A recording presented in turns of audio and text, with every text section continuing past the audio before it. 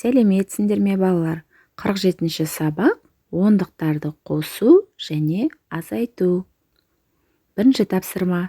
Анаңа жемістерді санауға көмектес. Суреттерге сәйкес жазуларды таңда және есепте. Ал бірінші суретке қарайық. Ал бұл жерде 3 топ болып тұр, жеміс. Ал енді бірінші сар жемістерді санайық. Бірге санаймыз, қанекей. 1, 2, 3, 4, 5, 6, 7, 8, 9, 10. 10 жеміс бар екен, Екінші сар жемісте де 10. Оның астына қара жемісте де 10 екен. Яғни, екі сар жеміс 10-нан 20 болады. 20-ны 2 ондық деп айтамыз, балалар. Оған қосамыз қара жемісті 1 ондық.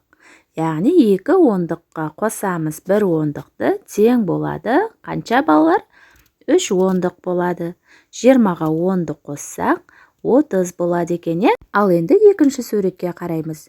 Екінші суретте де солай топтастырып, әр топта 10 жемістен бар, Ал бұл жерде қарандар балалар. 3 топтыр. 3 топта 30 жеміс бар дейік.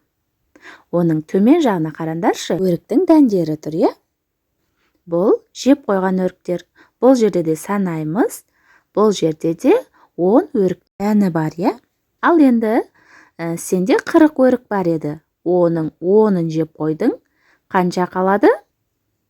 30 өрік қалады, Енді жазамыз. 4 ондық азайтамыз 1 ондықты. Сонда болады қанша? 3 ондық. 40-тан азайтамыз 10-ды. 30 қалады. Екінші есеп.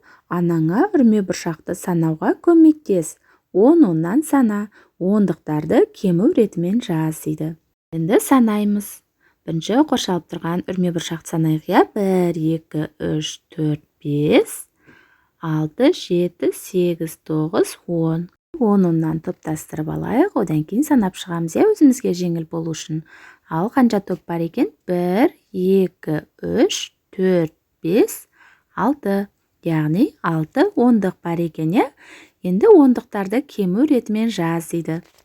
Ондықтар. 6 ондық дегеніміз балалар 60, Ал енді кему ретімен жазамыз. 60, 50, 40, 30, 20, 10.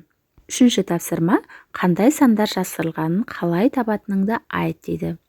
Ал қарандар балалар, 10 қосу белгісіз сан тең болады 20. Қалай табамыз? Бұдан қосындының мәнінен қосылғышты азайтамыз. Яғни 20-дан азайтамыз 10-ды тең болады 10.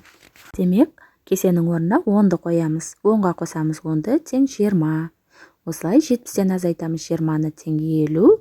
Кесенің орнына 20-ны қоямыз.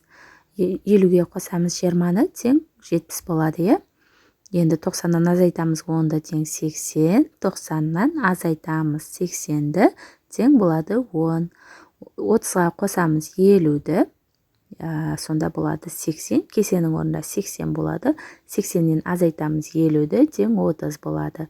30-дан азайтамыз 20-ны тең 10. Кесенің орнына 10-ды қойып есептейміз. 20-ға қосамыз 10-ді тең 30 болады, 50-ден 40-ды азайтамыз 10. Яғни кесенің орнына 10-ды қоямыз. 50-ден азайтамыз 10-ды тең 40 болады екен, балалар.